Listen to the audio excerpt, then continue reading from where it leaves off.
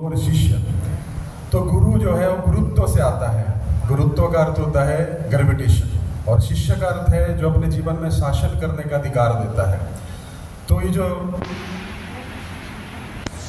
जो संबंध है ये शरणागति का संबंध है। गुरुत्व यानी कि गुरु जो है वो भारी है और शिष्य जो है वो अपने जीवन में शासन करने का अधिकार प्रदान कर रहे हैं।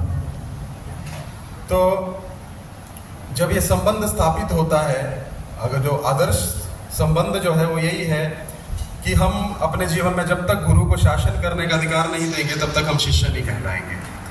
तो जैसे हम देखते हैं महाराज के जीवन से कि उन्होंने प्रभुपाद को पूर्ण समर्पण किया, और उस समर्पण के कारण क्या हुआ, प्रभुपाद ने कहा कि I have given you the structure, now it is up to you कि आप उसको कैसे, जैसे स्ट्रक्चर है, बिल्डिंग अभी मंदिर बन रहा है, तो प्रभुपाद एक स्ट्रक्चर देके गए, लेकिन उसके बाद का जो कार्य था वो बहुत ही महत्वपूर्ण था, उसको फिनिशिंग करना, यानी कि उसको कैसे उसको हम और आगे बढ़ा सकते हैं। तो महाराज के जीवन से हम देखते हैं उन्होंने अपना पूरा जीवन समर्पित कर दिया इसके लिए। तो समर्पण जो है महाराज के जीवन में एक बहुत बड़ा एक जो हम अपने जीवन में देख सकते हैं कि गुण है।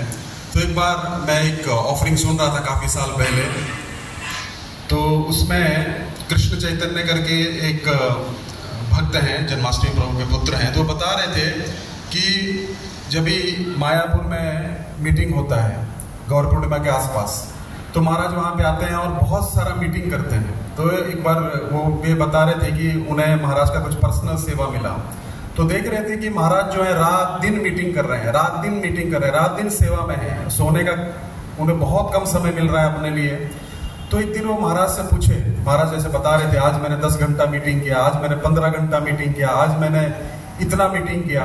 तो एक बार महाराज को पर्सनली मसाज कर रहे थे, तो महाराज से उन्होंने पूछा कि गुरु महाराज, इस्कॉन में और भी तो सन्यासी हैं, और भी तो भक्त हैं, तो आप इतना लंबा मीटिंग क्यों करते हैं? आप अपनी सेहत के साथ में ऐसा खिलवाड़ क्यों कर रहे हैं, या आप अपने लिए समय क्यों नहीं दे रहे? तो महाराज बोले, because this is my guru's work, ये मेरा कार्य नहीं है, ये मेरे गुरु का कार्य है।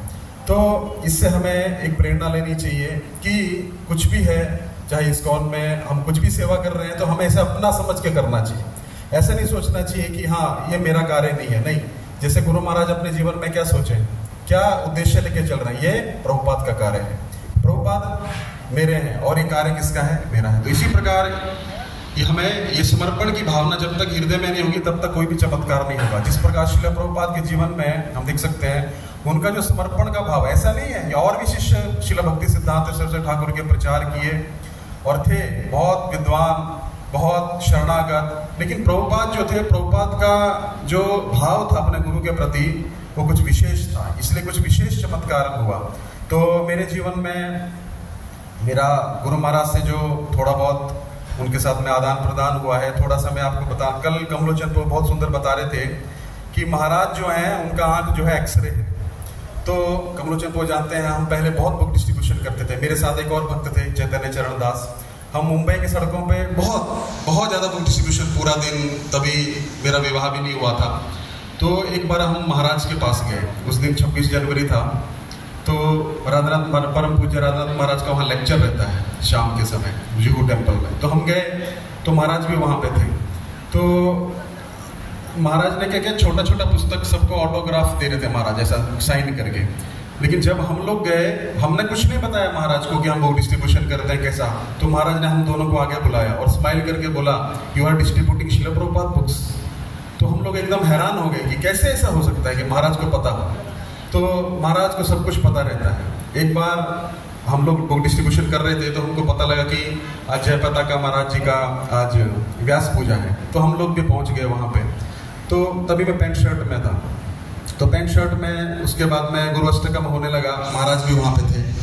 तो ऐसे छोटा सा प्रोग्राम था, 40-50 लोग होंगे। तो मैं करताल बजा रहा था, करताल बजाते बजाते महाराज जी स्टेज से उतरे और मैं से खड़ा हूँ, महाराज जैसे जा रहे थे, और महाराज ने, बहुत सारे और भी लोग थे, 2-3, महाराज ने मेरे को ऐसे पकड़ लिया और पकड़ के दरवाजे, और मैं देख रहा हूँ कि महाराज क्या बोलना चाहते हैं, कुछ बोलना चाहते हैं। महाराज कुछ बोले नहीं, बस ऐसे लेके गए और दरवाजे पे जाके से छोड़ दिया और ऐसे किया और फिर मैं आ गया। तो मैं समझ नहीं पाया कि महाराज क्या बोलना चाह रहे हैं, क्या है। मैं बहुत सोचा। एक बार मैं मीरा रोड में था, दूर से महाराज को प्रणाम किया, महाराज गाड़ी से उतर रहे थे, तो महाराज ने मुझे बुलाया और बोले हाउ आर यू। मैंने कहा fine Maharaj, how is your preaching going on. तो महाराज एक बार जब हम दीक्षा के लिए गए थे तो इस ग्रेस कमलोचन प्रभु ने हमें इंट्रोड्यूस किया था कि ये बहुत प्रचार करते हैं, तभी हम मुंबई में चारकोप एरिया में प्रचार करते थे। तो महाराज को वो चीज़ याद था और महाराज ने पूछा how is your preaching going on. मैंने कहा महाराज आई एम ट्राइंग। महाराज बोले वेरी गुड। तो अभी भी हम महाराज से रिसेंटली मिले मीरा रोड में। तो महाराज दमन के कुछ भक्त गए थे, तो महाराज सुने, महाराज को अच्छा लगा, लेकिन महाराज से सब भक्त बोले महाराज कृपा दीजिए। तो महाराज बोले कृपा ऑलरेडी है, प्रभुपाद की कृपा ऑलरेडी है, इसलिए आप प्रचार कर पा रहे हो, इसलिए आप मंदिर का निर्माण करने में सहयोग कर पा रहे हो। तो महाराज एक ही चीज बोले, मंदिर कार्य में या प्रचार कार्य में बहुत संघर्ष है, इतना आसान नहीं है। हर चीज का इस जीवन में हर चीज के लिए संघर्ष करना पड़ता है। तो महाराज बोले संघर्ष है, लेकिन कृष्ण आपके साथ हैं और मेरा आशीर्वाद आपके साथ है। तो इतना बोल के मैं अपनी जो महाराज के प्रति जो भावना है उसको यहीं पे विराम दूंगा। हरे बहुत बहुत धन्यवाद। हरे कृष्ण। हरे कृष्ण।